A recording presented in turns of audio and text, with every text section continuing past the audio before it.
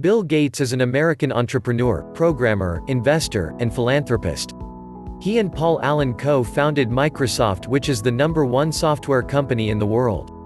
In 2015 their revenue was $110.4 billion.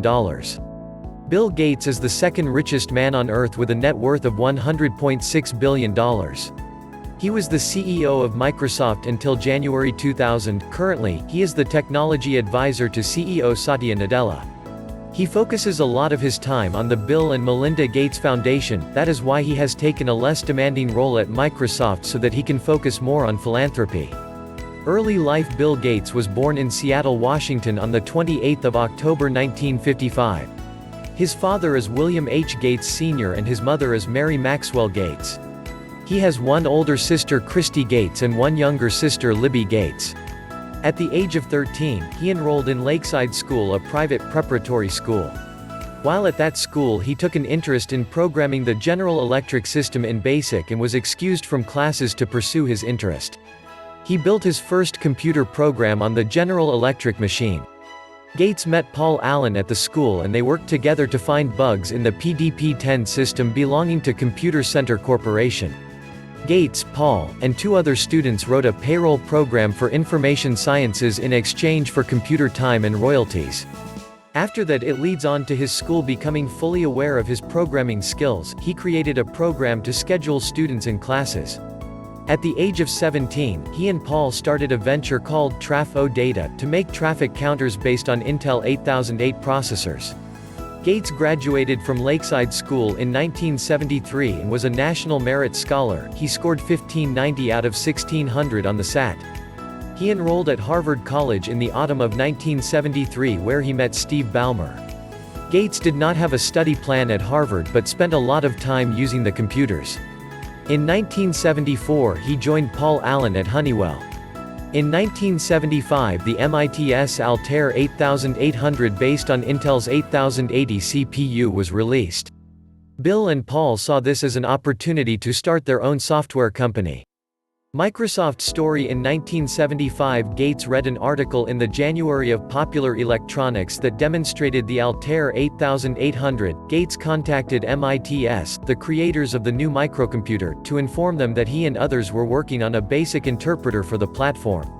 Gates and Allen did not have any written code. They wanted to gauge the interest of MIT's. They met with the MIT's president and had developed an Altair emulator within a few weeks to demonstrate on a mini-computer and then the basic interpreter. The demonstration was a success, which leads on to a deal with MIT's to distribute the interpreter as Altair Basic. Paul Allen was hired into MIT's and Gates took a leave of absence from Harvard to work with Allen in November 1975. They named their partnership Microsoft. A year later the hyphen was dropped, and on 26 November 1976 the trade name Microsoft was registered. IBM approached Microsoft to write a basic interpreter for the new IBM PC. Gates referred them to Digital Research as they required an operating system, but the discussions did not go well. So IBM representatives spoke with Gates around the discussions and he proposed using 86DOS owned by SCP, an operating system similar to hardware similar to the PC. Microsoft made a deal with SCP to become the exclusive licensing agent, and later the full owner of 86DOS. After adapting the operating system for the PC, Microsoft delivered it to IBM as PC-DOS in exchange for a one-time fee of $50,000. The sales of MS-DOS made Microsoft a major player in the industry. Despite IBM's name on the operating system, the press quickly identified Microsoft as being very influential on the new computer. The computer was called by an expert in the industry as Gates' computer. The company was restructured on the 25th of June 1981. Gates became the president and board chairman. Microsoft launched its first retail version of Microsoft Windows on the 20th of November 1985 and struck a deal with IBM to develop a separate operating system called OS/2. IBM and Microsoft developed the first version of the new system successfully, but their partnership deteriorated due to creative differences. Microsoft has been growing ever since. The software and hardware products have been expanding from Windows OS, Microsoft Office suites, Office 365, Xbox, Bing, Hotmail, the list goes on. It all began with the first idea, and then they built upon that. Since 1975, Microsoft has had domination over the software market. Windows software is used in most companies. They have consistently kept up with the pace of change, and that is why they remain the #1 software company in the world. Philanthropy. Gates started his foundation, the William H. Gates Foundation, in 1994 by selling some of his shares in Microsoft. He was inspired by the work of Andrew Carnegie and John D. Rockefeller. In 2000, he and his wife merged the three family foundations to create the Bill and Melinda Gates Foundation. Their foundation is the world's wealthiest, with assets valued at more than $34.6 billion. As of 2007, Bill and Melinda Gates were the second most generous philanthropists in America, having given over $28 billion to charity.